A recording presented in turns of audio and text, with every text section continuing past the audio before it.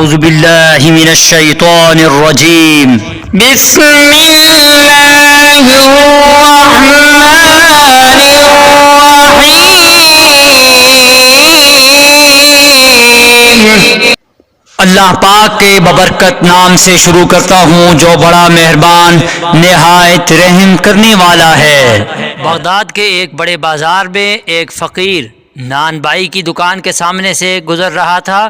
اس نے انواع و اقسام کے کھانے چولہوں پر چڑھا رکھے تھے جس سے بھاپ نکل رہی تھی۔ ان کھانوں کی خوشبو ان کی لذت کا پتہ دے رہی تھی اور ارد گرد گزرنے والوں کو اپنی طرف متوجہ کر رہی تھی۔ بیچارے فقیر کا دل بھی للچایا، لیکن غریب کی گرہ میں مال کہاں تھا جو ان کھانوں کی لذت خرید سکتا، مگر وہاں سے ہٹنے کو بھی اس کا دل نہیں چاہتا تھا۔ کھانوں کی خوشبو اس کی بھوک بڑھا رہی تھی۔ بالآخر اس نے اپنے تھیلے سے سوکھی روٹی نکالی اور کھانے کی ایک دیگ کے بھاپ سے اسے نرم کر کے کھانے لگا جس میں کھانے کی خوشبو بسی ہوئی تھی۔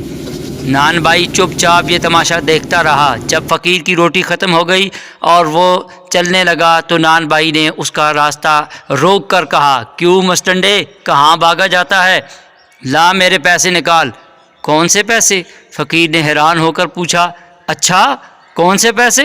ابھی جو تو نے میرے کھانے کی بھاپ کے ساتھ روٹی کھائی ہے وہ تیرے باپ کی تھی، اس کی قیمت کون چکائے گا؟ عجیب انسان ہو تم، وہ بھاپ تو اڑ کر ہوا میں مل رہی تھی، اگر میں نے اس کے ساتھ روٹی کھا کر خود کو بہلانے کی کوشش کی ہے تو اس میں تیرا کیا گیا جس کی قیمت میں ادا کروں؟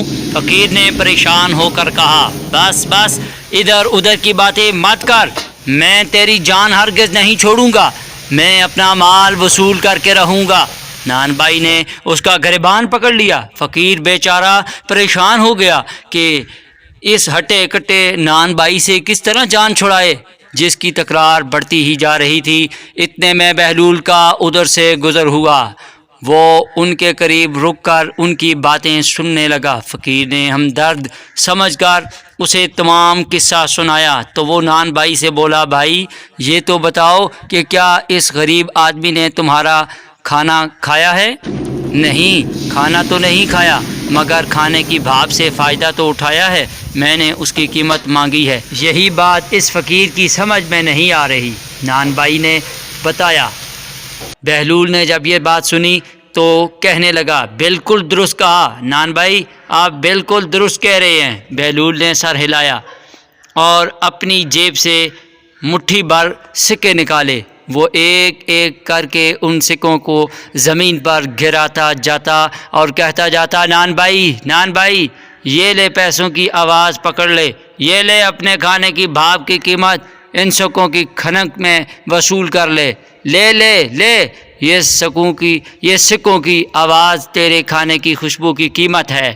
ارد گرد کھڑے لوگ ہنس ہنس کر دورے ہو گئے۔ نان بائی اپنی شرمندگی مٹانے کے لیے بولا، یہ پیسے دینے کا کون سا طریقہ ہے؟